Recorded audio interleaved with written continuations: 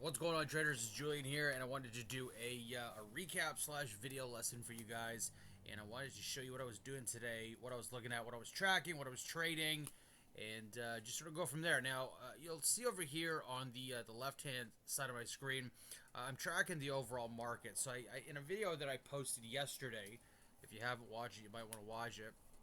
But in the video that I posted yesterday, I was talking about some key components of things that you want to keep in mind at the beginning of the session. One of those things was, you want to look for movers, and you want to correlate those movers with the futures and the overall markets. And as you can see today, S&P was up 1.5%. The Q's 224 basis points. The Dow or the Diamonds 123 basis points. Decent movement today. So there is broad-based market strength, and what we want to do is we want to trade into that. You can actually see over the last couple of days we've been talking about an S&P squeeze. We got that very nice move on Wednesday, Thursday, and then today Monday. And the Q's squeeze, talked about this one in chat pre-squeeze. And so essentially what I'm doing here, looking at the broad-based strength of the markets, and I want to trade in that direction. Now, there are two things that I did today.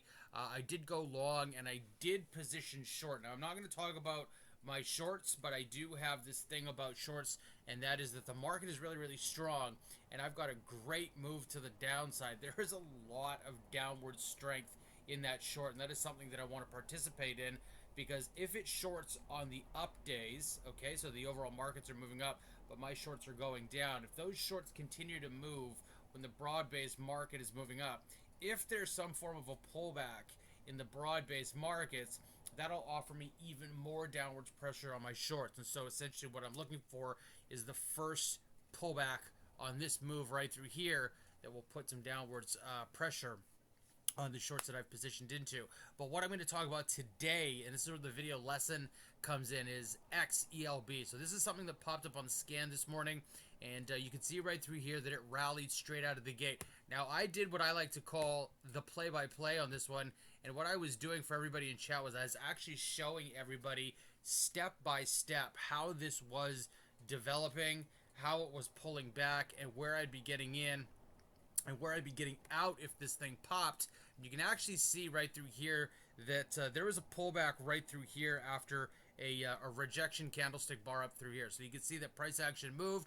It found that first initial peak, and then it pulled back. It was in that pullback that I started to look at where this thing might break long. Now, what I like to look for, and I've mentioned this a number of times, is strength. And the strength will come via a floor or intraday support. So there is this little level of consolidation that I was looking at. You can see that price is stepping down. It's about 50% of the rally, steps down, and then you find some support, and then in here is the turn. Now, I actually got in a little bit late because I wanted to see this little consolidative area close positively on volume, and then I wanted to jump in. So as soon as this thing printed and it got above that VWAP, then I stepped in.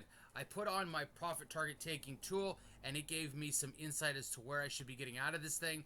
This thing actually rallied up quite a bit before pulling back and breaking down. Now, one of the conversation pieces that we had on XELB is there going to be another move? And the answer to that question is, and will always be, it really depends if the system is going to play out in a way where it's going to give us another setup, right? So my move right through here, I'm done through this particular area right through here. So that's my trade on this. I left some on the table because I do sell into strength, but I was in this thing, in this low, got up here, boom, I'm out of this trade. Now, what we were talking about in chat was, is this thing going to develop again? And what I said very clearly, and again, I did the play-by-play on this one, is that I was looking for a move that was going to be a low risk reversion trade. And what I meant by that was there is a level of consolidation right through here. What you're going to see here is that price action started to consolidate right in this area right through here. I'm going to highlight this even further for you guys. And what I was saying by this is a low risk reversion trade was, if you were to pick up a position in and around that 288 support level. If it snapped 303, again, that's going to be your risk threshold. In at 303, 287 is going to be your stop. But if you could bust through that level, the reversion trade was going to be from 303 into the VWAP. And you can see that the VWAP was actually at 340. So you had a 37-cent move here for a very, very small amount of risk. Okay, I think we're talking about 15 cents. And that's exactly what happened. So you can see that we had that set up. It was a dip buying opportunity. There was a low risk trade right through here, where if you bought in at 303, your risk would have been down at 287, and your reversion trade would have been to VWAP at 340. I'll actually see what happens at 340 at the VWAP. This thing actually steps right above it, pulls back, holds the VWAP, and then you get a nice little push. And then as soon as you get some of this consolidation, this probably would have been where you got out at about 350. So ultimately, at the end of the day, XELB had two fantastic opportunities. There's that early morning volatility spike, which is what I specialize in. And then you had that midday dip, low risk reversion to the mean trade that I talk about a lot. This is a pretty decent trade. It's not as high a probability trade as this early morning volatility spike.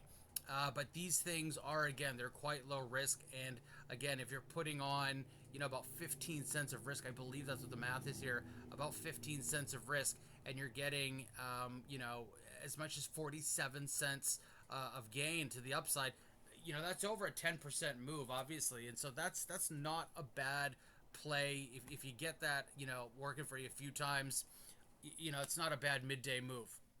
Is this thing going to produce anything else? At the moment, I doubt that. You can see that we've put in a really pronounced pivot level right through here, and then price action has moved off and has now found support back down at that 288 level. You do see that there's a bit of a rounding on the MACD, so we'll have to see what happens tomorrow. Ultimately, at the end of the day, I'd have to see this level break out tomorrow right through here. Boom, if this was something that I would consider trading again. But at the end of the day, what you're seeing right through here is market strength. You're getting a catalyst that pushes this thing higher, and you ultimately had one scenario here to get long, and then a second reversion to the mean trade that you could have gotten long back down through here towards the middle of the day. So I hope that some of that's helped. If you have any questions, feel free to reach out. Don't forget to like and subscribe to the channel. I am going to be producing, more content for you guys. So if you like this, like it, and don't forget to subscribe to the channel.